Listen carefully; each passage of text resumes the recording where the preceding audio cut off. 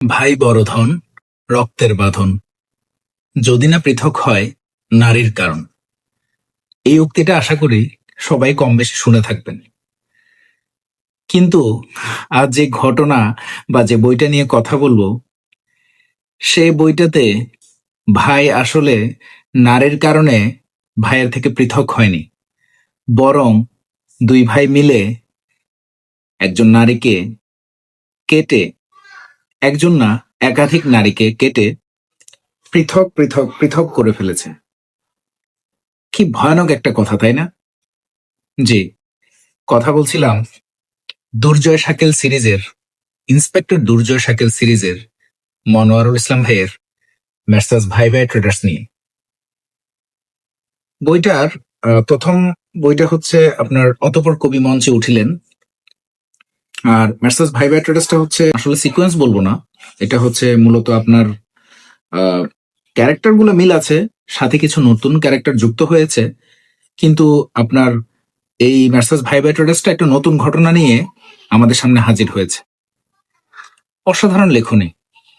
আর কিভাবে যে এই বইটা আপনার একটা খুব সাধারণ পরিবেশ দিয়ে, পরিবেশের মধ্য দিয়ে ঘটনা প্রবাহিত করেছে, যেখানে আপনার প্রতিনিয়ত সমাজে কিছু মানুষ, বিশেষ করে মেয়ে এবং সুন্দরী মেয়ে, খুন হয়ে যাচ্ছে, এবং সেটা খুবই নৃশংসভাবে। এবং খুন হচ্ছে সেটা বিষয় না, বস্তাবন্দি লাশ, এই বিষয়গুলো তো আপনারা আগেও শুনেছেন, কিন্তু এখানে যে ঘটনাটা বেশি স্পেসিফিকলি এবং অ্যাট্রাকটিভলি আমার সামনে উপস্থাপিত করা হয়েছে বা সবার সামনে উপস্থাপিত করা হয়েছে, সেটা হচ্ছে লাশটা পাওয়া যাচ্ছে মাথাবিহীন অবস্থায়। তাহলে এই মাথাটা আসলে গিয়েছে কোথায়? এই মাথাটা কোথায় যাচ্ছে, এবং এই খুনি এই মাথাটা কেন রেখে দিচ্ছে বা কোথায় রেখে দিচ্ছে, এই বিষয়টা আপনাকে জানতে হলে এই বইটা পড়তে হবে। এবং বইটা মোটামুটি আপনার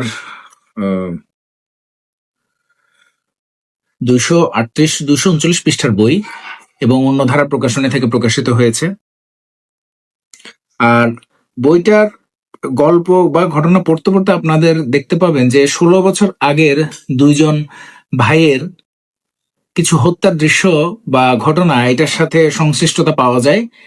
এবং এই একটা কেস নিয়ে রীতিমতো আপনার পিবিআই বলেন বা দুইটা থানা, পুলিশ ফোর্স, হ্যাঁ, যারা আছে মোটামুটি তাদের রাতের ঘুম হারাম হয়ে যায়। তো শেষে একটা পর্যায়ে ইন্সপেক্টর দুর্জয় শাকিল আসেন। আপনার ইন্সপেক্টর দুর্জয় শাকিলকে অনেকে চিনবেন যারা অতঃপর কবি মঞ্চে উঠিলেন বইটা পড়েছেন। এই বইটার রিভিউ আমি আমার কমেন্ট সেকশনে দিয়ে দিব।